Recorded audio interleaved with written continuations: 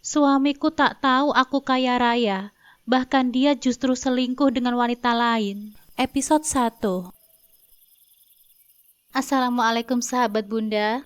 Semoga Allah selalu memberikan kesehatan dan kebahagiaan untuk kita semua. Buat sahabat Bunda yang sudah subscribe, semoga rezekinya dilancarkan ya. Amin ya rabbal alamin. Mas kok cepat pulang? Aku terkejut melihat Mas Pram tiba di rumah lebih awal dari biasanya.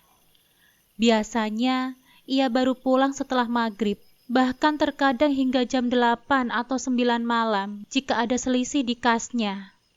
Aku berhenti kerja. Aku terpaku. Berhenti? Kenapa mendadak, Mas? Selama ini pekerjaannya sebagai teller di bank swasta adalah kebanggaannya. Tidak ada tanda-tanda sebelumnya. Tiba-tiba saja ia memutuskan keluar. Gak cocok aja. Banyak hal yang bikin gak nyaman. Jadi aku mutusin buat berhenti. Jawabnya terdengar terlalu sederhana untuk keputusan sebesar ini. Aku yakin ada sesuatu yang ia sembunyikan. Terus rencana kedepannya bagaimana, Mas? Tanyaku hati-hati. Sebagai seorang istri, wajar jika aku khawatir. Pemasukan rumah tangga adalah hal yang harus dipikirkan. Apalagi Mas Pram adalah tulang punggung keluarga. Banyak tanya kamu, aku capek. Bukannya bikinin kopi, malah interogasi. Tanpa menunggu jawabanku, ia langsung masuk ke dalam kamar, meninggalkanku yang masih kebingungan dan penuh tanda tanya. Sudah seminggu sejak suamiku berhenti bekerja. Setiap hari ia hanya terdiam di rumah, tenggelam dalam gawainya. Aku sering melihatnya sibuk memainkan game tanpa sedikit pun berniat untuk keluar rumah, seolah dunia luar tidak lagi menarik baginya. Aku sendiri tidak berani bertanya lebih jauh tentang pekerjaannya. Aku tahu jika aku mengungkitnya lagi, itu hanya akan memicu pertengkaran di antara kami. Aku telah menghadapi tatapan tajamnya, jawaban ketusnya, dan amarah yang selalu meluap jika aku membalas hal itu. Tok tok tok. Suara ketukan pintu terdengar dari depan rumah. Aku yang sedang sibuk memasak di dapur, berharap Mas Pramudia akan membukakannya. Namun setelah menunggu beberapa saat, tidak ada tanda-tanda ia akan beranjak dari tempatnya. Aku mengelap tanganku dan berjalan menuju pintu. Aku ingin tahu siapa yang datang di siang begini. Saat membuka pintu, aku mendapati 3 laki-laki berseragam rapi berdiri di hadapanku. Aku mengenali logo pada seragam mereka. Bank tempat suamiku dulu bekerja. Maaf Bu, apa Pak Pramudia ada di rumah? Tanya salah satu dari mereka dengan nada sopan. Aku mengangguk. Iya, ada Pak. Silahkan masuk, saya panggilkan dulu ya. Mereka masuk dan duduk di ruang tamu. Aku bergegas menuju kamar, di mana suamiku masih asik dengan gawainya, berbaring tanpa peduli pada dunia di sekitarnya. Mas, ada tamu, panggilku. Ia tidak segera merespon, tapi ketika aku menyebutkan bahwa tamu yang datang adalah teman-teman kantornya, wajahnya langsung berubah. Ia duduk tegak, raut wajahnya menegang. Teman-teman kantorku, ulangnya. Bilang aku gak ada di rumah. Aku mengerutkan dahi. Tapi aku sudah bilang kalau kamu ada di rumah, Mas. Lagi di kamar. Aduh, dasar. Kenapa kamu bilang aku ada di rumah sih? Keluhnya. Suaranya terdengar putus asa. Aku mulai curiga. Kenapa ia begitu ingin menghindar? Ada apa sebenarnya? Ya sudah, Mas. Temui mereka. Aku buatkan minuman dulu ya. Ucapku sebelum kembali ke dapur. Sambil menyiapkan 4 gelas sirup dan cemilan, aku melirik ke ruang tamu. Suamiku belum juga keluar dari kamarnya. Aku mendesah pelan. Mau sampai kapan dia bersembunyi? Dengan senyum ramah, aku menyajikan minuman untuk para tamu. Salah satu dari mereka, yang name tag-nya bertuliskan Agus, bertanya, Pak Pramudianya di mana ya, Bu? Sebentar ya, Pak. Saya panggilkan lagi. Aku kembali masuk ke dalam kamar dan mendapati suamiku berjalan mondar-mandir, terlihat cemas. "Mas, mereka masih menunggumu," kataku pelan. "Hah, kamu sih, pakai bilang aku ada lagi," gerutunya lagi. Aku menahan kesal. "Cepetan, Mas, mereka gak akan pulang kalau kamu gak menemuinya." Dengan ragu-ragu, akhirnya ia keluar menemui tamunya. Aku kembali ke dapur, tapi rasa penasaran mengusikku. Aku ingin tahu apa yang sebenarnya terjadi. Perlahan aku mendekat dan menguping pembicaraan mereka. "Pak Pram, kami nggak mau tahu." Suara tegas Pak Agus terdengar. "Anda harus menyelesaikan semuanya sampai akhir bulan. Kalau tidak, terpaksa kami laporkan Anda ke polisi." Jantungku berdegup kencang. "Polisi? Ada apa ini?" Aku memberanikan diri melangkah ke ruang tamu. Suamiku duduk dengan kepala tertunduk, terlihat begitu lemah. "Maaf, Pak. Sebenarnya ada masalah apa ya? Kok saya dengar ada urusan dengan polisi?" Tanyaku hati-hati. Pak Agus menatapku sejenak sebelum akhirnya bertanya, "Ibu belum tahu masalahnya?" Aku menggeleng. Perasaan semakin tidak tenang. "Kamu masuk saja, Fadilah. Ini bukan urusanmu." Suamiku tiba-tiba membentakku, membuatku terkejut. Namun Pak Agus justru menatap suamiku dengan sorot tajam. "Maaf, Pak Pram. Saya rasa istri Anda berhak tahu." Aku menahan nafas, semakin penasaran dengan kebenaran yang akan terungkap. "Jadi begini, Bu," lanjut Pak Agus. "Pak Pramudia telah menggelapkan uang nasabah. Totalnya mencapai 50 juta rupiah. Kami sudah meminta beliau datang ke kantor, tapi tidak pernah ada respon. Jadi kami datang langsung ke sini untuk menyelesaikan secara kekeluargaan. Jika uang ini tidak dikembalikan sampai akhir bulan, kami akan melaporkan beliau ke pihak yang berwajib." Dunia seakan berhenti berputar. Aku menatap suamiku dengan mata terbelalak. Penggelapan uang nasabah, 50 juta rupiah, dan kini terancam dilaporkan ke polisi. Sebelum aku bisa berkata apa-apa, suara tegas lain terdengar dari pintu. "Apa? Lapor polisi?" Aku menoleh dan mendapati ibu mertuaku berdiri di ambang pintu dengan ekspresi marah dan kecewa. Sejak kapan beliau ada di sini? Apakah beliau sudah mendengar semuanya? "Ibu?" Suamiku nampak terkejut. Wajahnya semakin pucat. Selepas kepulangan orang-orang dari bank tempat bekerjanya suamiku, kami berempat duduk di ruang tamu.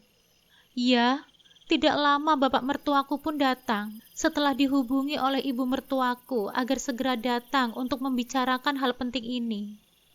"Apa yang sudah kamu lakukan, Pram? Menggelapkan uang. Buat apa uang itu, Pram? Ayo jawab bapak. Jangan diam saja kamu." Kulihat lagi-lagi Mas Pram hanya menunduk tak berkutik.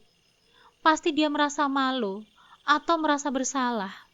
Tapi kenapa selama seminggu ini dia tidak pernah mengatakan apapun kepadaku soal masalah ini? Ia juga malah bilang bahwa ia berhenti bekerja karena sudah tidak cocok lagi. Padahal jelas tadi orang-orang bank bilang bahwa Mas Pram dipecat secara tidak hormat karena masalah ini. "Kamu bisa mengganti uang 50 juta itu kan, Pram?" tanya ibu mertuaku.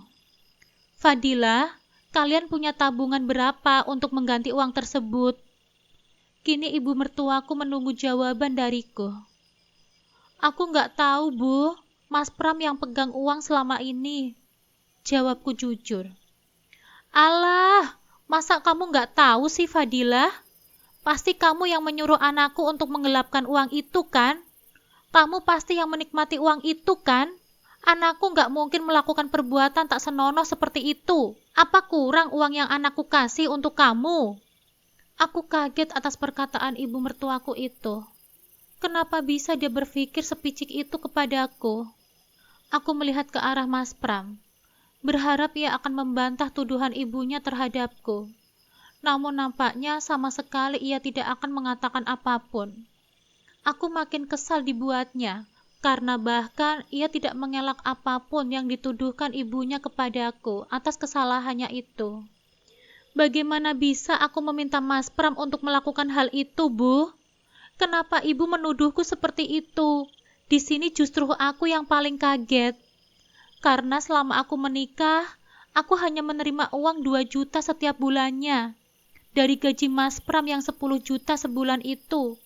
Aku bahkan tidak tahu sisa gaji Mas Pram kemana dan buat apa. Apalagi uang 50 juta itu, Bu. Aku bahkan tidak pernah membayangkannya, apalagi melihat bentuknya. Bela diriku sendiri atas tuduhan ibu. Ya, selama setahun menikah dengan Mas Pram, aku sama sekali tidak pernah menerima uang lebih dari 2 juta. Itu pun untuk semua keperluan kami berdua. Makan sehari-hari, beserta listrik dan air. Beruntung kami tidak pernah membayar kontrakan, karena kami tinggal di rumah peninggalan keluargaku. Mas Pram berpesan sebisa mungkin uang 2 juta itu harus cukup karena kami hanya tinggal berdua dan belum punya anak. Sisa gaji Mas Pram katanya untuk ditabung untuk membeli rumah sendiri.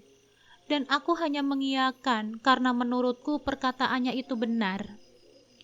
Walau sebenarnya jatah uang 2 juta itu harus membuatku memutar otak agar bisa cukup selama 1 bulan penuh.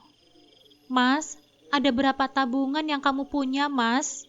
Harusnya kalau benar Mas menabung, sisa uang gaji Mas itu selama kita menikah, saldonya akan cukup untuk membayar ke bank tempat Mas bekerja. Tanyaku penasaran. Mas nggak punya tabungan, Dek. Uang di rekening Mas tidak ada lagi sama sekali.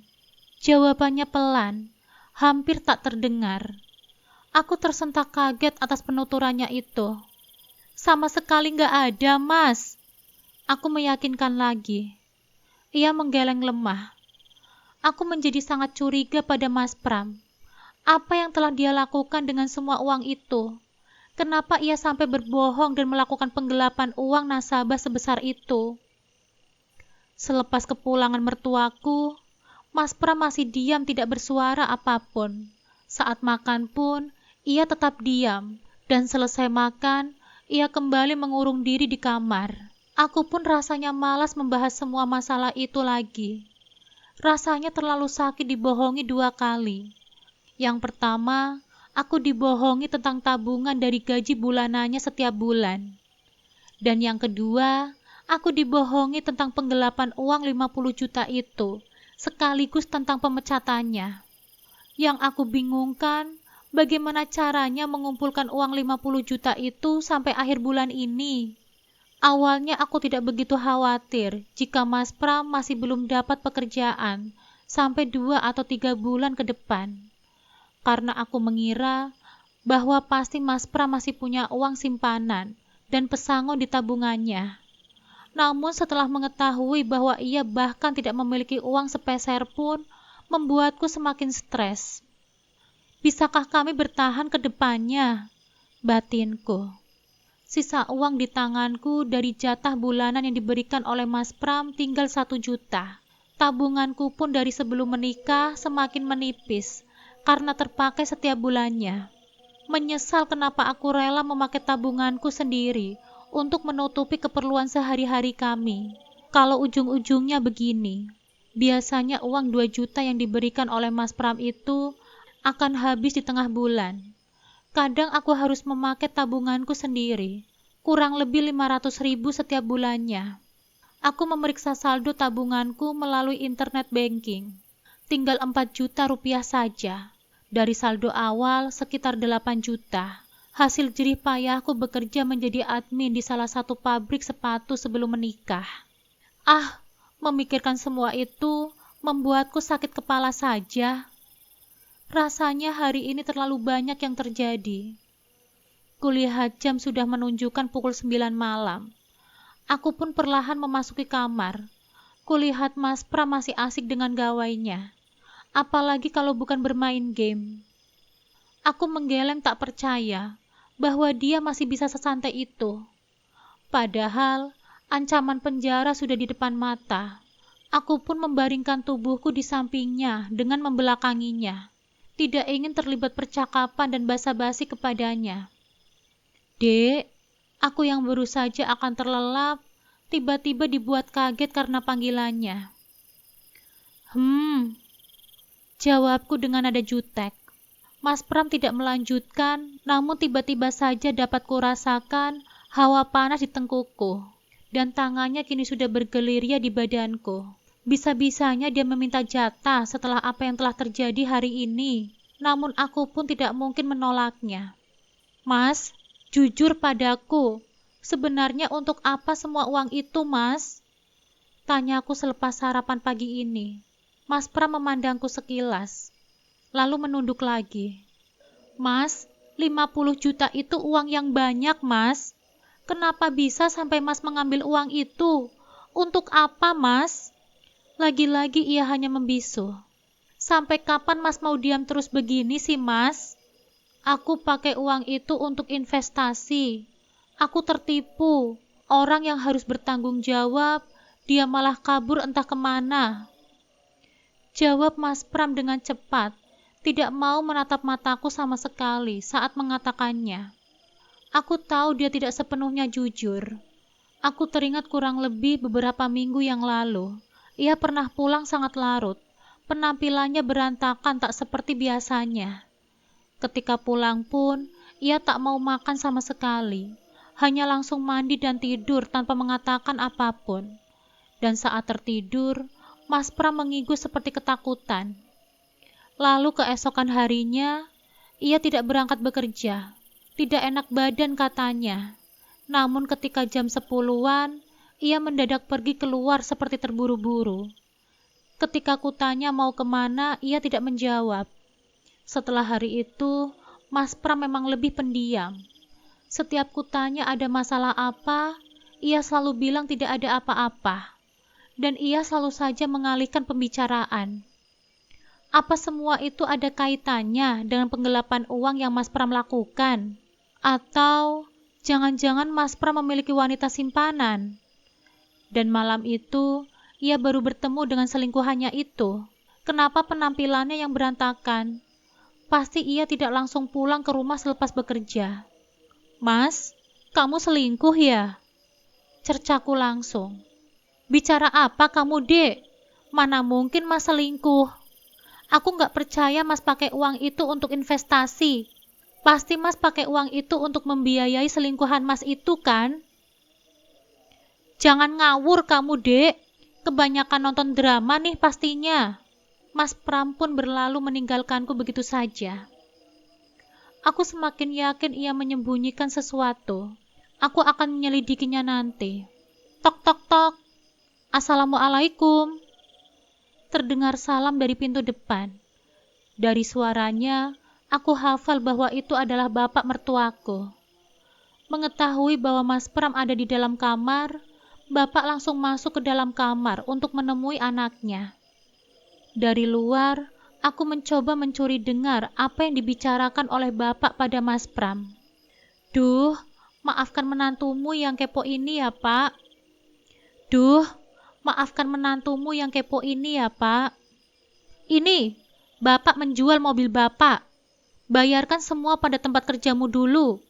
Selesaikan urusanmu. Jangan sampai kamu masuk penjara. Ku dengar Bapak meletakkan sesuatu di atas meja. Mungkin uang yang Bapak berikan kepada Mas Pram. Ah, betapa Bapak sangat baik. Bagaimanapun, memang kasih orang tua akan selalu besar kepada anaknya. Walaupun mereka sudah berumah tangga dan walau sudah mengecewakannya. Mobil Bapak, aku tahu adalah mobil kesayangannya. Cukup tua usia mobilnya. Bapak selalu merawatnya seolah anaknya sendiri, memandikannya setiap hari, dan mengajaknya berkeliling komplek untuk memanaskan mesinnya. Namun tidak kusangka, Bapak merelakan mobilnya untuk menutupi kesalahan anak bungsunya. Memang Mas Pram adalah anak kesayangan Bapak dan Ibu. Mas Pram adalah anak laki-laki satu-satunya dari 3 bersaudara, dan paling ditunggu-tunggu oleh Bapak karena ia ingin sekali memiliki anak laki-laki. Dua kakak perempuannya sudah menikah dan ikut tinggal bersama suaminya. Sedangkan Mas Pram, satu-satunya anak yang tinggal berdekatan dengan bapak dan ibu. Bapak sendiri adalah pensiunan perangkat desa. Sudah hampir 5 tahun ia pensiun. Ia kini tinggal menikmati masa tuanya dengan tenang, karena anak-anaknya sudah mandiri dan sukses. Pram, jujur sama bapak. Memang kamu kekurangan uang sampai kamu harus memakai uang yang bukan milikmu? Tanya bapak. Namun tidak kudengar jawaban apapun dari Mas Pram. Tidak juga ia mengatakan perihal investasi yang dilakukannya, seperti yang ia katakan kepadaku tadi pagi. Aku semakin curiga bahwa Mas Pram menyembunyikan sesuatu di belakangku. Bapak kecewa sama kamu, Pram. Bapak tidak pernah sekalipun mengajarkan kamu untuk mencuri. Pastinya Bapak sangat kecewa atas perbuatan anaknya itu. Sekarang Bapak masih ada, masih hidup, masih bisa menolong kamu kalau kamu kesulitan. Nanti kalau Bapak sudah tidak ada, kamu harus bisa menyelesaikan masalahmu sendiri. Jangan hanya terus berpangku pada Bapak. Pesannya lagi. Tidak sadar air mataku meleleh dibuatnya. Bapak memang sosok yang sangat bijaksana. Ia menjadi yang dituakan bagi warga kampung sini. Jika ada masalah, pasti semua akan menemui Bapak dan meminta nasihatnya. Tidak lama Bapak keluar dari kamar, disusul Mas Pram yang mengekor Bapak. Fadilah, Bapak pulang dulu ya, pamitnya seketika. Loh, kok cuma sebentar, Pak? Kopinya belum diminum. Diminum dulu, Pak. Tawarku sambil membawakan kopi yang telah aku siapkan. Kata bapak, ia sangat menyukai kopi buatanku. Maka kadang ia akan datang ke rumah hanya untuk menikmati kopi buatanku saja. Maaf Fadilah, bapak buru-buru. Buat Pram saja kopinya. Tidak pernah bapak menolak kopi buatanku sebelumnya. Nampaknya ia sedang tidak baik-baik saja. Pastinya bapak merasa terpukul sekali. Entah karena kecewa atas perbuatan anaknya, atau karena harus kehilangan mobil kesayangannya. Selepas bapak pergi, Mas Pram langsung mandi dan bersiap pergi. Kulihat ia memasukkan amplop coklat yang kutahu pasti isinya uang yang tadi bapak berikan kepadanya. Aku pergi dulu Fadilah, katanya ketika tahu bahwa aku memperhatikannya. Mau kemana Mas? Tanyaku basa-basi. Penasaran akankah ia terbuka kepadaku. Menyelesaikan urusan yang harus aku selesaikan. Katanya sok puitis. Terlihat wajahnya berseri. Pasti ia senang dapat menyelesaikan masalahnya tanpa susah payah. Aku minta uang untuk bensin Fadilah. 100.000 saja. Hah? Apa dia bilang? Minta uang? Bahkan Mas Pram tidak bertanya apakah aku masih memegang uang atau tidak. Uang dari jatah bulanan sudah habis, Mas. Kalau 50 masih ada, tapi besok berarti nggak ada lagi. Jawabku mencoba menekankan bahwa aku tidak punya uang lagi. Namun nampaknya Mas Pram tak peduli. Ia tetap meminta uang 50.000 tersebut, lalu pergi sambil bersenandung gembira. Tunggu saja kamu, Mas. Nanti akan aku selidiki untuk apa semua uang itu kamu pakai. Malam ini aku menunggu Mas Pram terlelap lebih dahulu. Tentu saja aku akan melakukannya, agar mendapatkan kesempatan untuk bisa mencari jejak akan kebusukan yang telah ia lakukan di belakangku sebenarnya. Setelah memastikan Mas Pram tertidur, pelan-pelan ku ambil gawai dari genggamannya. Beruntung gawainya masih dalam keadaan menyala dan tak terkunci. Karena Mas Pram tertidur saat sedang bermain game. Bergegas aku mengecek aplikasi WhatsApp-nya, mencari apakah ada hal yang mencurigakan di dalamnya. Namun sangat aneh, di aplikasi tersebut sama sekali tidak ada riwayat percakapan tersimpan. Hanya ada satu percakapan denganku dan percakapan dari grup yang itu pun isinya kosong semua. Rupanya ia rutin menghapus semua percakapan di ponselnya tersebut. Tidak habis akal aku pun mencoba mencari lagi di aplikasi yang lain. Kubuka aplikasi Facebook di mana orang-orang selalu berbagi kabar berita. Kubuka bagian pesan. Hanya ada beberapa percakapan dari beberapa bulan yang lalu. Nampaknya aplikasi ini sudah sangat jarang dibuka olehnya. Masih penasaran, aku lanjut lagi membuka beberapa aplikasi lainnya.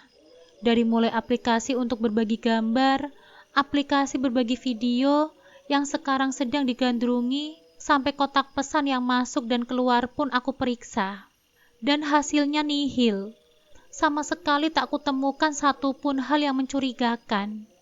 Kecuali bagian di mana ia menghapus semua riwayat percakapan di aplikasi berwarna hijau, bergambarkan telepon itu, dan juga ada beberapa panggilan masuk dari satu nomor yang tidak diberi nama oleh Mas Pram, dan nomor asing ini cukup sering menelpon. Dalam sebulan ini, sudah 12 kali dengan durasi 2-5 menit.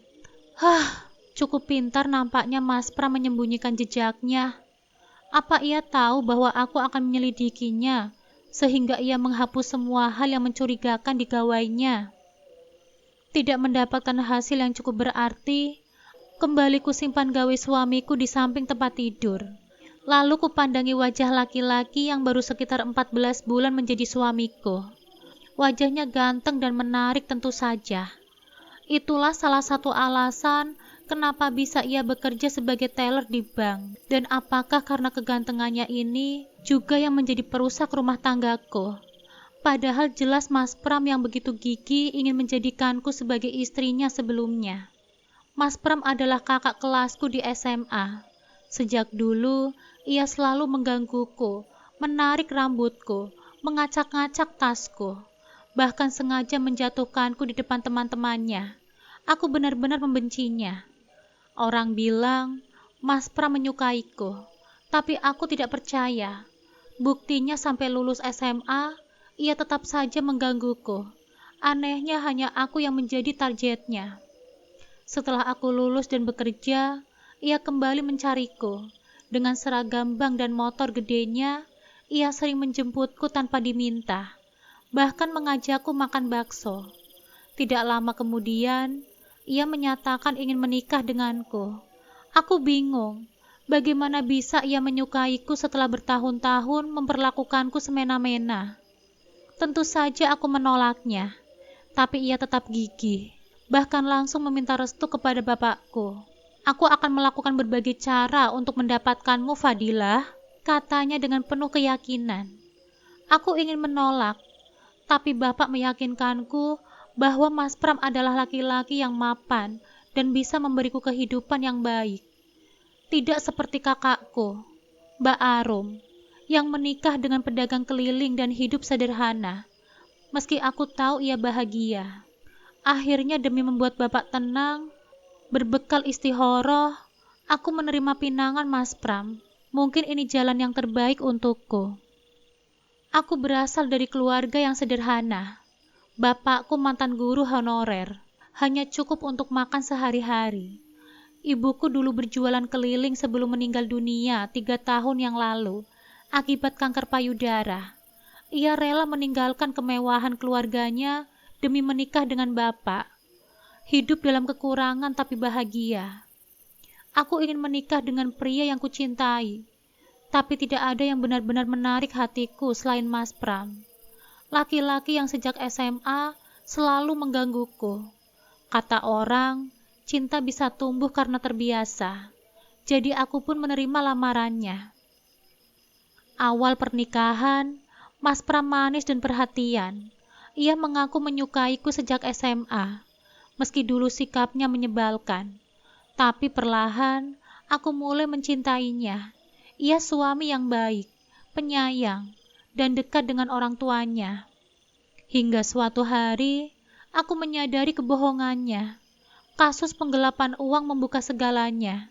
Uang bulanan yang pas-pasan, tabungan yang mungkin tak pernah ada, dan uang 50 juta yang ia ambil dari tempat kerjanya. Aku tidak tahu siapa yang menikmati semua itu, tapi suatu saat kebenaran pasti akan terungkap. Sudah lebih dari sebulan Mas Pram menganggur. Ini akhir bulan. Biasanya Mas Pram sudah gajian dan memberikan uang untuk jatah bulananku, yang hanya 2 juta rupiah untuk semua itu. Mengingat itu aku merasa bodoh sendiri, karena menerima begitu saja diberi uang 2 juta rupiah dan mau saja menomboki dengan tabunganku sendiri. Fadilah, aku lapar. Tolong bikinin aku mie rebus. Sambil sedikit pun tak memalingkan matanya dari gawe yang ia genggam. Aku hanya bisa menarik nafas panjang, melihat tingkahnya itu. Jam saat ini masih menunjukkan pukul 10 pagi. Sedangkan jam 8 tadi baru saja Mas Pram menghabiskan sarapan nasi gorengnya. Dan sekarang ia sudah meminta makan lagi. Tidak bekerjanya Mas Pram malah membuat pengeluaran membengkak karena sebentar-sebentar ia teriak lapar dan meminta ini itu. Belum lagi kuota internetnya yang juga ikut membengkak. Uang tabunganku yang tersisa yang awalnya kukira cukup untuk 2 bulan ke depan, malah hanya cukup untuk 1 bulan saja. Kulihat stok mie di rumah sudah habis. Tidak ada sama sekali. Berarti aku harus membelinya di warung Mbok Nah. Tapi uang yang tersisa sudah sangat menipis. Mas, mie-nya habis. Ya belilah, Dek. Jawabnya sambil masih terus saja fokus kepada gawainya. Uangnya juga sudah habis, Mas. Ucapku lagi, sambil memasang wajah cemberut. Ya sudah, gak jadi bikin mie-nya. Mas Pram pun berlalu dengan muka datar, meninggalkanku, dan kembali masuk kamar. Pasti ia rebahan di sana lagi. Sebenarnya aku sudah sangat kesal akan kondisi ini, karena sama sekali tak kulihat Mas Pram berusaha mendapatkan pekerjaan. Sering aku bertanya kapan ia akan mencari kerja, tapi katanya ia masih ingin beristirahat dulu dari rutinitas kerja. Kalau begini terus, bagaimana kita bisa bertahan hidup, Mas? Seperti biasa, Mas Pram lagi asik dengan gawainya. Hanya posisinya saja yang berpindah. Kadang di kamar, di ruang TV, kadang di ruang tamu. Tapi tidak pernah sedikit pun ia menginjakkan kaki keluar rumah. Bahkan untuk menghirup udara segar pun dia tidak pernah. Sekalinya keluar rumah itu pun hanya mau malam-malam saja. Mas, besok aku mau kerja, terangku, sepulang dari rumah Intan, yang mana adalah sahabatku. Ya, aku izinkan, ucapnya tanpa ada respon lainnya lagi. Bahkan ia tidak bertanya di mana dan pekerjaan apa yang aku lakoni. Padahal dulu sebelum menikah, Mas Pram melarangku untuk bekerja. Dengan terpaksa, tepat sebelum menikah aku harus resign dan rela meninggalkan pekerjaan yang sudah 4 tahun aku jalani. Mas pengen kamu di rumah saja setelah kita menikah nanti. Aku nggak mau istriku dianggap susah sampai harus bekerja. Istriku adalah ratu. Istriku harus tinggal di rumah, menyambutku pulang kerja. Ucapnya kala itu saat memintaku resign.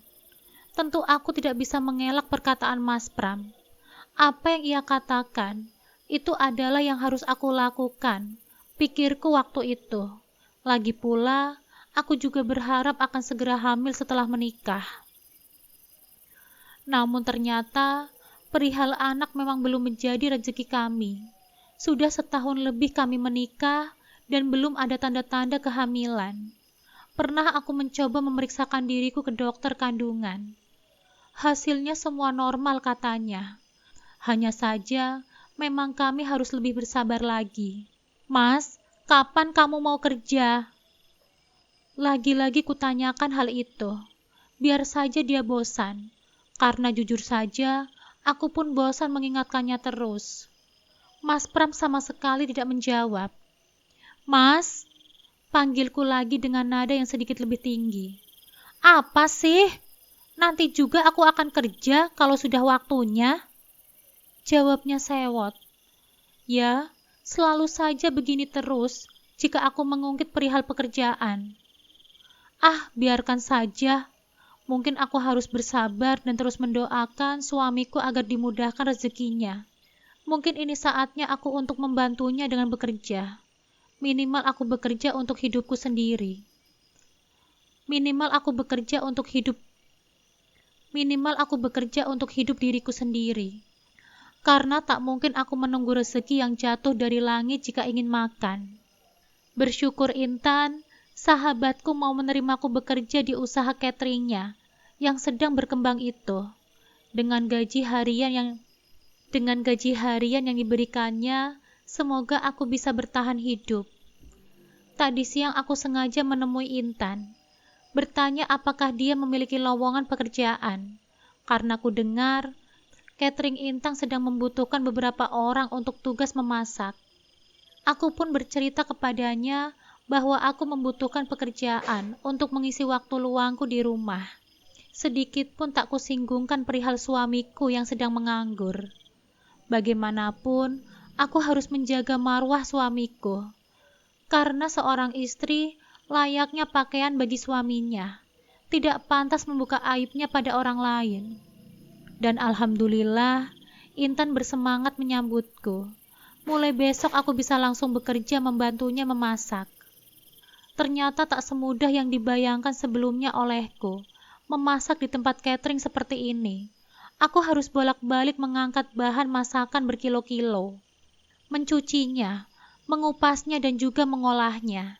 Wajan untuk menggoreng pun sangatlah besar, dan kami semua harus masak berkali-kali dengan menu yang berbeda. Ada lebih dari 10 orang pegawai di sini. Kami harus bekerja dengan cepat, tepat dan cermat, karena kami memasak untuk banyak orang. Salah sedikit bisa fatal akibatnya. Syukur-syukur hanya diberhentikan untuk kontrak suplai makanannya. Parahnya jika sampai harus ada yang keracunan karena memakan masakan yang kami masak, bisa-bisa kami mendapatkan hukuman pidana. Intan sudah memulai bisnis ini hampir 5 tahun. Ia memulai semuanya dari nol bersama suaminya. Mereka awalnya hanya membuka warung masak biasa. Namun berkat kepiawaiannya, kini ia bisa membuka catering dan menyuplai makanan ke beberapa perusahaan setiap harinya.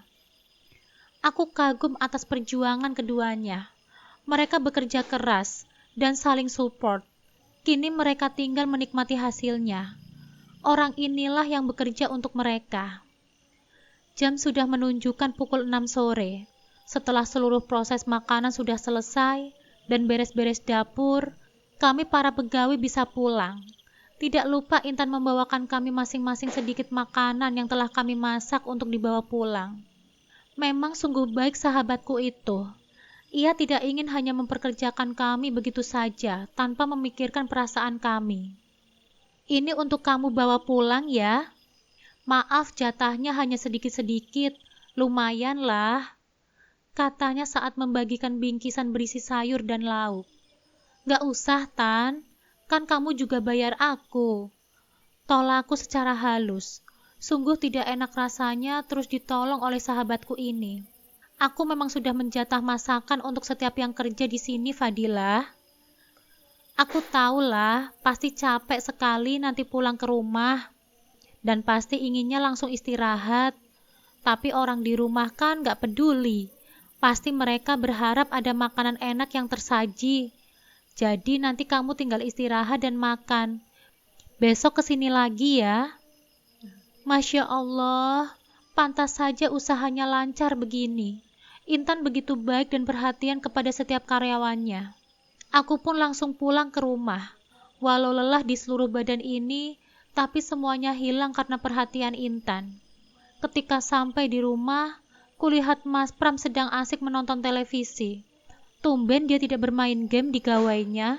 Assalamualaikum Mas, aku pulang, sapaku. Jawabnya, tanpa memalingkan wajahnya sedikit pun dari TV. Tumben kamu nonton TV Mas? Acaranya seru ya? Ada berita apa memangnya? Tanyaku sambil ikut duduk di sofa, ingin merebahkan diri sejenak setelah lelah bekerja. Kuotaku habis, jadi ya aku nonton TV saja. Ku coba menahan tawa. Pantas saja ia tidak bermain dengan gawainya. Ternyata itu sebabnya. Terlihat wajah beteknya melihatku menertawakannya. Biarkan saja. Kamu sudah makan belum, Mas? Tuh aku bawain sayur. Gimana aku bisa makan? Kamu kan gak menyiapkan apapun untuk aku makan seharian ini. Jawabnya. Astagfirullah, aku kan sudah bilang tadi pagi, Mas. Kalau mau makan ada telur di kulkas. Dan ada mie juga. Kamu kan bisa kalau sekedar masak mie sendiri, Mas. Apa kamu tega membiarkan aku hanya makan mie dan telur seharian? Padahal kan seharusnya sebelum kamu kerja, kamu bisa siapkan dulu lauk untuk aku makan. Tega kamu. Tega? Iya, aku tega, Mas. Karena Mas juga tidak lagi memberiku uang. Syukur-syukur masih ada mie dan telur untuk mengganjal perut Mas. Orang lain malah harus bekerja dulu untuk sekedar bisa makan. Rasanya aku semakin muak saja. Entah apa yang merasukinya sampai Mas Pram menjadi sangat manja, pemalas, dan menyebalkan begini. Semenjak ia berhenti kerja, memang pasti ada saja hal yang membuat kami bertengkar seperti ini. Sudah sana, siapkan makan malam untukku. Aku sudah sangat lapar, perintahnya. Aku pun bergegas ke dapur untuk menyiapkan makan malam. Namun aku tersentak kaget saat kulihat kondisi dapur sangat berantakan. Piring-piring bekas makan di mana-mana. Bungkus mie dan cangkang telur berserakan. Kulihat tempat menanak nasi pun tak tertutup dan membuat nasi di dalamnya mengering. Mas Pram bilang dia tidak bisa makan. Namun dapur ini menjadi bukti bahwa ia telah menghabiskan 2 bungkus mie dan 4 butir telur. Aku hanya bisa menahan diri dan mengucap istighfar sebanyak-banyaknya, sambil membereskan kekacauan yang terjadi di rumah ini. Hari ini hari Minggu pagi. Aku mendapatkan giliran libur bekerja, dan aku berencana untuk menengok bapakku di rumah. Setelah mendapatkan izin dari Mas Pram, aku pun bergegas pergi. Tentu saja sendirian. Dari semenjak menikah, Mas Pram tidak pernah mau jika aku ajak menjenguk bapak. Apalagi dengan kondisinya yang sekarang yang menganggur, membuat dia bahkan tidak mau bertemu dengan siapapun. Setelah menempuh hampir 20 menit perjalanan, aku pun sampai di rumah tua tempat aku dibesarkan. Rumah yang selalu membuatku nyaman dan selalu kurindukan. Kulihat Mbak Arum sedang menata dagangannya di roda untuk suaminya berjualan. Di sebelahnya, Mas Aziz sedang bersiap untuk berangkat menjajakan dagangannya. Iya, suami Mbak Arum berjualan perabotan rumah tangga. Ia berkeliling dari kampung ke kampung dengan sepeda motor yang telah dimodif agar bisa membawa roda berisi dagangannya. Memang penghasilannya tak menentu, tapi tidak pernah kulihat mereka kekurangan untuk makan sehari-hari. Assalamualaikum, sapaku sambil langsung memeluk Mbak Arum. Betapa aku merindukannya. Hampir 4 bulan tak bertemu, padahal jarak kami dekat. Waalaikumsalam. Ya Allah, Fadilah. Kamu kok gak ngabarin Mbak dulu kalau mau datang? Sambut Mbak Arum hangat sambil balas pelukanku. Rasanya nyaman sekali. Betapa aku merindukan saudaraku satu-satunya ini. Bapak ada kan, Mbak? Tanya aku setelah sedikit melepas rindu kepadanya. Bapak lagi sakit, Dila. Beliau ada di kamar, lagi rebahan. Masya Allah, aku sampai tak tahu kalau Bapak sakit. Karena semua yang terjadi padaku selama ini, aku sampai lupa untuk sekedar menanyakan kabar Bapak. Bergegas aku langsung masuk ke dalam kamar Bapak. Sebuah kamar berukuran kecil, dengan kasur yang sudah sangat tipis karena dimakan usia. Terlihat Bapak sedang tidur, tubuhnya kurus, dan kerutan di wajahnya semakin nampak. Tidak terasa aku mulai menitikkan air mata. Betapa aku sedih karena masih belum bisa membahagiakannya. Dan harapan agar aku dapat berbahagia hidup dengan Mas Pram pun nampaknya tak sesuai. Karena tanpa Bapak tahu, kini aku harus bekerja membanting tulang agar bisa bertahan hidup. Tapi walau bagaimanapun, Bapak tidak boleh tahu kesusahanku dan juga kondisi Mas Pram. Sampai Mas Pram yang mau mengatakannya sendiri. Atau minimal sampai dia mendapatkan pekerjaan baru nanti. Fadilah, kamu datang, Nak, panggil Bapak, yang tiba-tiba terbangun dari tidurnya. Bergegas aku menghampiri Bapak, mencium tangannya dengan syahdu. Bapak sakit apa? Cacarku seketika. Perlahan Bapak pun mencoba bangkit untuk duduk. Aku membantunya sedikit. Cuma gak enak badan sedikit saja kok, Nak, jawab Bapak. Ini kayaknya masuk angin. Semalam Arum juga sudah ngerokin Bapak. Alhamdulillah sudah enakan. Bapak jangan terlalu capek ya. Aku malah tak bisa menahan tangisku. Teringat harusnya aku bisa mencukupi kebutuhan Bapak sehari-hari. Sedangkan kini berarti sudah genap 4 bulan aku tidak mengirim uang untuk Bapak. Meski dulu pun hanya memberikan sedikit saja. Biasanya setiap bulan aku memberikan uang 300.000 rupiah. Tentu saja ku ambil dari uang tabunganku sendiri. Oh iya, ini Pak, Dilah bawain buah-buahan sama roti. Bapak makan ya. Aku pun segera mengupas jeruk untuk Bapak. Enak Dilah, terima kasih ya nak. Ucapnya tulus, sambil memakan jeruk yang sudah aku kupas dengan lahap. Bagaimana kabar Pram, nak? Pertanyaan yang paling kuhindari akhirnya terlempar juga dari Bapak. Alhamdulillah, Mas Pram baik, Pak. Maaf, Pak. Mas Pram gak bisa ikut nengokin Bapak. Lagi ada urusan dulu. Hanya itu saja yang bisa aku katakan, tidak bisa lebih lagi. Meski dorongan untuk menumpahkan sedih hatiku begitu besar. Iya, gak apa-apa. Yang penting suamimu dan kamu sehat-sehat. Bapak sudah senang kok. Bapak itu sudah seminggu ini ngeluh gak enak badan, Dilah. Tiba-tiba Mbak Arum datang, ikut nimbrung bersama kami. Semenjak ada orang yang datang ke sini, Bapak jadi sering ngeluh gak enak badan. Lanjutnya lagi. Orang yang datang ke sini, siapa memangnya Mbak? Tanyaku penasaran. Katanya sih mereka orang-orang suruhan kakek, karena nanyain kabar ibu. Akhirnya kita antar mereka ke makam ibu. Mereka juga foto-foto makam ibu dan rumah ini.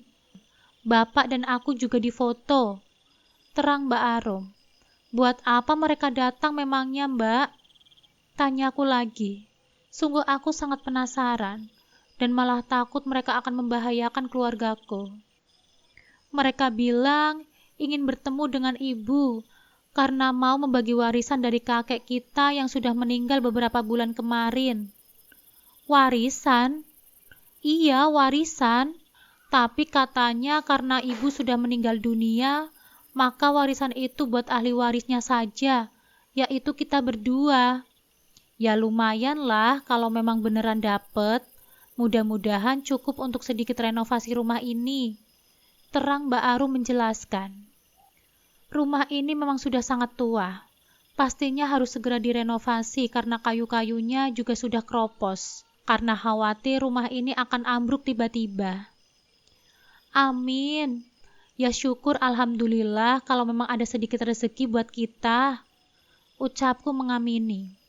Tadi ketika aku akan beranjak pulang dari rumah Bapak, Mas Pram mengatakan bahwa ia berada di rumah orang tuanya. Kebetulan kakak-kakaknya sedang berkumpul. Sebagai seorang menantu yang baik, tentu saja mau tidak mau, aku harus menyempatkan diri ke sana. Walau rasanya malas sekali melangkahkan kaki ke sana. Terbayang nanti di sana aku hanya akan menjadi obat nyamuk, karena semua kakak iparku sibuk heboh dengan ceritanya masing-masing. Sedangkan aku hanya bisa diam saja. Begitu selalu yang terjadi kepadaku. Sebagai menantu wanita satu-satunya, aku merasa terasing di keluarga suamiku. Karena sungguh begitu sulit untuk masuk dan dekat dengan gaya hidup dan pembicaraan mertua dan ipar-ipar yang tingginya selangit itu menurutku. Jika berkumpul, mereka akan membicarakan tentang barang-barang branded terbaru yang dimiliki, tentang kesuksesan keluarga masing-masing, atau menggibah soal keluarga lainnya. Akhirnya untuk melepas jenuh, aku suka mencari-cari pekerjaan rumah yang bisa aku lakukan. Seperti mencuci piring bekas mereka makan, yang dibiarkan begitu saja, atau bermain bersama anak-anak mereka. Perlahan aku memasuki perkarangan rumah mertuaku. Terlihat ada 2 mobil terparkir di sana, menandakan bahwa kedua iparku masih berada di rumah. Ketika akan masuk dan mengucapkan salam, ku dengar mereka sedang serius membahas sesuatu, dan namaku disebut-sebut oleh mereka. Aku pun menghentikan langkahku untuk mencari tahu apa yang sedang mereka bicarakan. Sambil berdiri di balik pintu, aku mencoba mendengarkan semua pembicaraan mereka. Fadilah itu di rumah palingan hanya diam saja kan? Harusnya dia bisa bantu-bantu meringankan beban suaminya. Ku dengar Mbak Lisa, kakak tertua Mas Pram, yang sedang berbicara. Aku percaya Pram tidak mungkin memakai uang nasabah kalau nggak kepepet. Coba Fadilah kerja. Pasti kan bisa membantu meringankan beban Pram. Dan gak akan ada ceritanya Pram ambil uang nasabah. Kini Kak Mona menanggapi. Lagian aku masih gak ngerti kenapa juga Pram ngotot waktu itu pengen nikah sama Fadilah. Padahal dilihat-lihat gak ada kelebihannya tuh Fadilah. Lanjut mereka lagi. Iya, Pram ini dipelet kali ya sama Fadilah. Terus sekarang gimana kalian hidup? Kamu masih belum dapat pekerjaan yang baru? Belum, Mbak. Susah banget cari kerja. Ya, buat sehari-hari, alhamdulillah masih ada sedikit pegangan. Insya Allah, Pram secepatnya akan cari kerja. Hah? Jadi Mas Pram dari tadi ada di sana, mendengarkan semua perkataan saudaranya yang sedang mengejek-ngejek aku, namun sama sekali tak membelaku. Belum lagi apa tadi katanya. Masih ada sedikit pegangan. Padahal jelas-jelas sebulan ini aku harus bekerja banting tulang agar kami bisa tetap hidup. Tapi sama sekali Mas Pram tidak mengungkit itu. Ia malah mengatakan semuanya dengan santai, seakan tidak ada masalah yang berarti. Terus bagaimana? Sekarang Fadilah sudah hamil? Tanya Mbak Lisa lagi. Belum, Mbak. Belum ada tanda-tanda. Hah? Fadilah itu ya, sudah jelas-jelas memang pembawa sial. Kamu menikah sama dia bukannya semakin cemerlang hidupmu seperti Lintang dan Helmi yang menikah dengan kakak-kakakmu, tapi malah kamu berhenti kerja begini. Mana sampai sekarang dia belum hamil-hamil lagi. Jangan-jangan keluarganya keturunan mandul ya. Lihat tuh, kakaknya saja masih belum hamil sampai sekarang. Kini ibu mertuaku yang bersuara dengan lantang dan penuh emosi. Aku hanya bisa diam menahan emosi dan sakit hati yang semakin menjadi, saat dengan jelas ibu mertuaku mengatakan bahwa aku pembawa sial dan juga keluarga mandul. Ya sekarang sih syukur Bu, Fadilah belum hamil. Lagi kondisi kayak gini, Pram gak ingin punya anak dulu. Nantilah kalau sudah mantap kerjanya. Ku dengar Mas Pram kembali bersuara. Sungguh hatiku semakin sakit saja karena Mas Pram sama sekali tak membelaku yang dikatakan mandul oleh ibunya. Padahal dia tahu sendiri hasil pemeriksaanku ke dokter kandungan yang menyatakan kalau aku normal. Keterlaluan memang suamiku ini. Aku sudah tidak tahan lagi mendengar ucapan mereka. Aku memilih untuk pergi saja meninggalkan mereka. Karena aku tidak sanggup untuk menahan diri. Kulihat Vira, anaknya Mbak Lisa, datang menghampiriku. Sebelum Vira mengatakan apapun kepadaku, aku meminta dia untuk diam terlebih dahulu. Vira sayang, ini nanti tolong bawa masuk ke dalam ya, bilang dari Tante Dila. Ucapku berbisik sambil memberikan bingkisan berisi kue yang sengaja kubeli dalam perjalanan tadi. Siap Tante. Vira pun berlalu masuk ke dalam, dan aku bergegas langsung meninggalkan rumah ibu mertuaku. Biarlah aku dibilang tak sopan, karena sungguh aku tidak bisa menghadapi semua penghinaan ini. Fadilah, Dek, kamu di rumah sayang. Tidak lama setelah sampai di rumah, Mas Pram pun datang. Mungkin ia menyusulku setelah mengetahui bahwa aku sempat datang ke rumah orang tuanya. Dek, Mas Pram menghampiriku dengan mengusap pucuk kepalaku. Ya, aku sekarang sedang terbaring lemah di kamar. Bantal menjadi saksi betapa air mata ini sudah tumpah ruah. Dek, kamu kenapa? Tadi kamu ke rumah ibu ya, Dek? Tanyanya. Buat apa bertanya kalau sudah tahu? Dek, kok kamu nangis? Aku semakin kencang saja menangis. Kenapa juga dia masih bertanya akan hal yang sudah ku ketahui?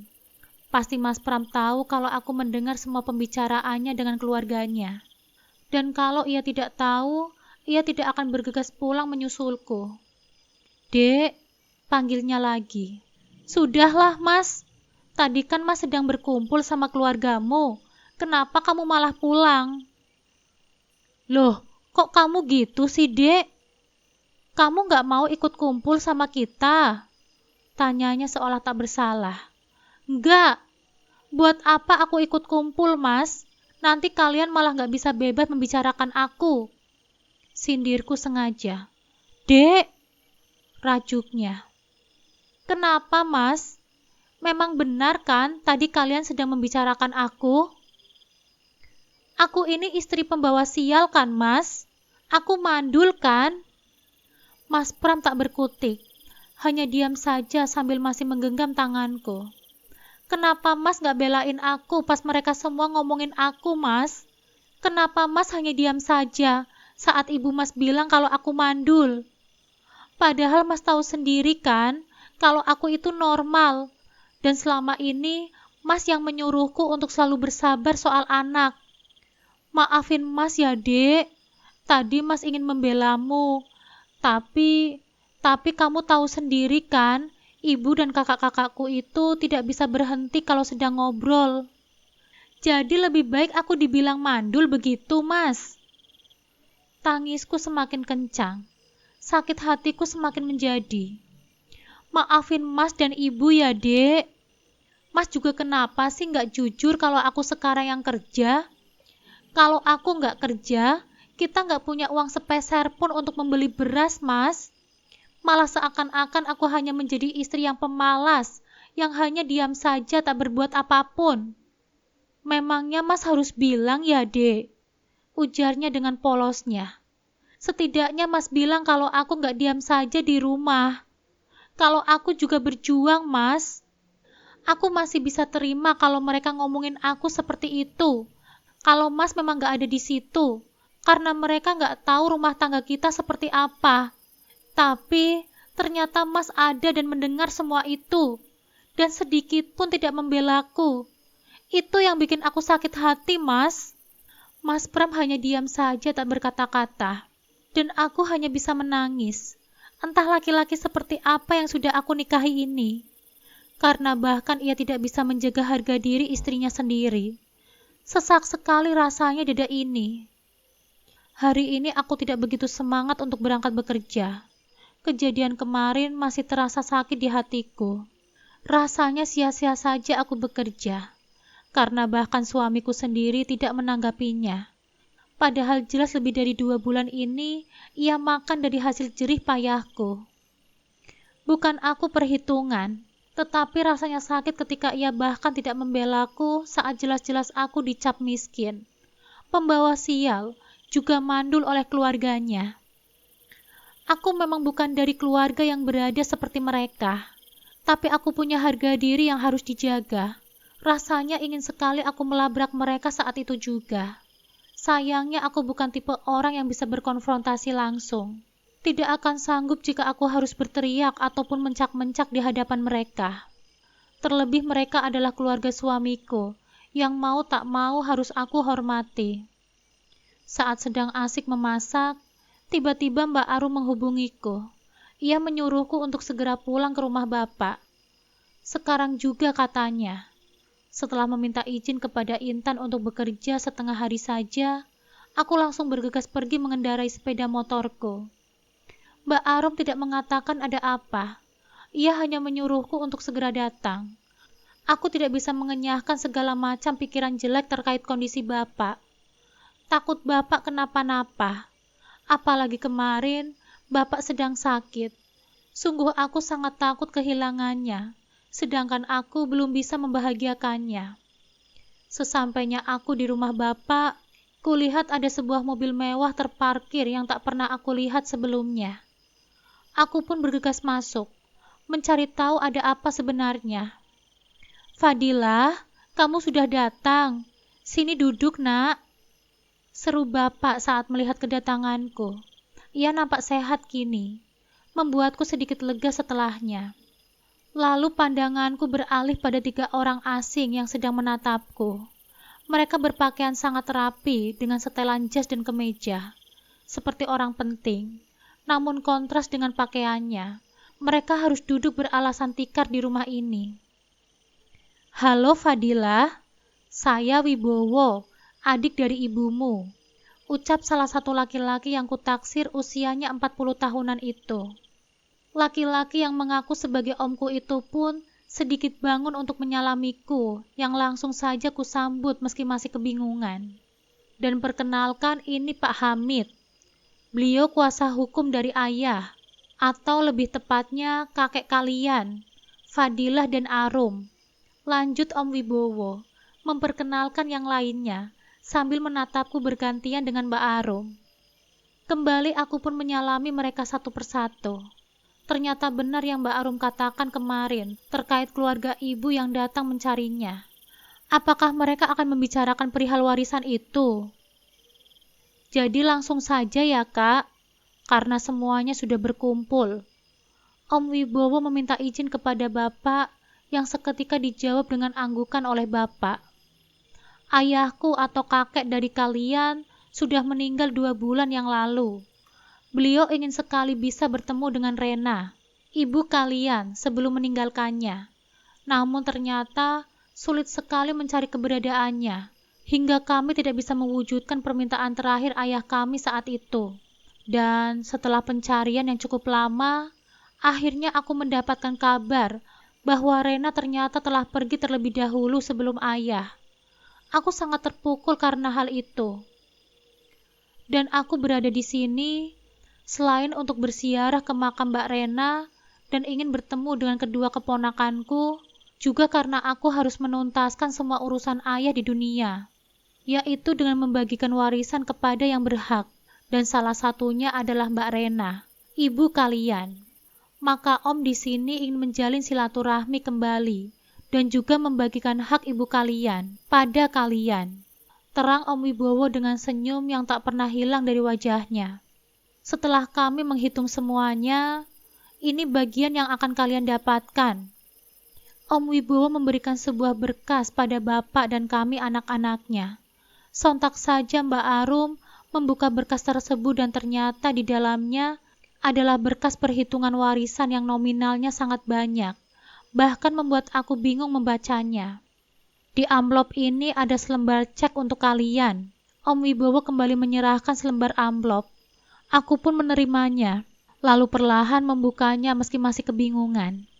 Saat melihat isinya, aku seketika tersentak kaget dengan nominal yang tertera di cek tersebut. Sebuah nominal yang sangat besar sekali. Aku pun bahkan harus menghitung angka 0 yang tertera di cek tersebut. Walaupun ada nominal yang tertulis dengan huruf, angka 0-nya benar ada 9. Berarti benar, cek ini jumlahnya 3 miliar rupiah. Jumlah yang sangat fantastis. Aku menunjukkan cek itu pada Bapak dan Mbak Arum. Meskipun sama terkejutnya denganku, Mbak Arum bahkan menutup mulutnya saking tidak percaya atas apa yang dilihatnya. "Ini bukan hak saya, ini hak Rena. Maka saya mewakili Rena, anak-anak mengucapkan terima kasih sebelumnya. Lalu selebihnya, saya serahkan semuanya kepada Arum dan Fadilah," ucap Bapak seusai membaca beberapa berkas yang diberikan oleh Om Wibowo. "Om, apa ini tidak salah jumlahnya?" tanya Mbak Arum. Suaranya bergetar. Nampaknya ia syok, sama sepertiku. "Tidak, itu semua sudah benar. Kalian mendapatkan 3 miliar. Dan itu semua murni untuk kalian. Oh iya, ini surat juga tertera bahwa ada sebuah rumah dan sebidang tanah yang menjadi hak kalian. Pengurusan balik nama akan segera kami selesaikan."